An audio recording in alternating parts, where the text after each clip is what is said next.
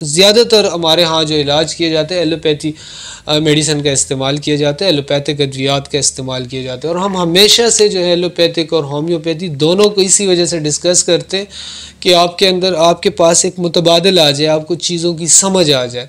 अब देखिए एलोपैथी के अंदर एक ग्रुप ऑफ मेडिसिन इस्तेमाल किए जाते हैं जो कि आपकी ये जो प्रोडक्शन है इसको कम कर देते हैं जिगर के अंदर।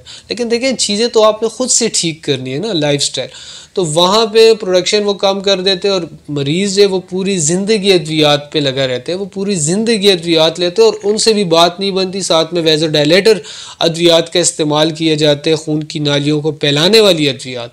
लेकिन फिर भी आप देखें कि मरीज़ जो है वो in the end heart attack पे चला जाता है, फालिज पे चला जाता है और इसके अलावा वो दिल में जाके स्टंट लगवा लेते हैं। अब सेकंड ऑप्शन के तौर पे मुतबादिल अद्वियात में होम्योपैथी के अंदर अगर हम देखें, यहाँ पे भी परमानेंट आप इस चीज़ को ठीक कर सकते हैं। बहुत सारी मेडिसिन है, ब्रेटाम्योर है, कोलेस्ट्रीनियम है, ऑरममेट है, लाइकोपोडियम है, कैक्टस है, क्रेटिगस है, बहुत सारी हैं। लेकिन अगर आप ख़ुद से इस चीज़ को मेंटेन करना चाहते हैं तो आपको दो मेडिसिन मैं बता देता हूँ, जिसमें आप क्रेटिगस मदर टिंचर जर्मनी की आप इस्तेमाल कर सकते हैं। बहुत ज़बरदस्त चीज़ है, हार्ट टॉनिक है और इसके साथ एलम स्टेवा 30 पोटेंसी के अंदर इसका इस्तेमाल अगर आप करते हैं तो आपका कोलेस्ट्रॉल जो है ये मकदार इसका नॉर्मल हो जाएगा और आपका दिल जो है वो भी बेहतर हो जाएगा। लेकिन आपने अपने लाइफस्टाइल के अंदर भी चेंजेस ज़रूर करनी है।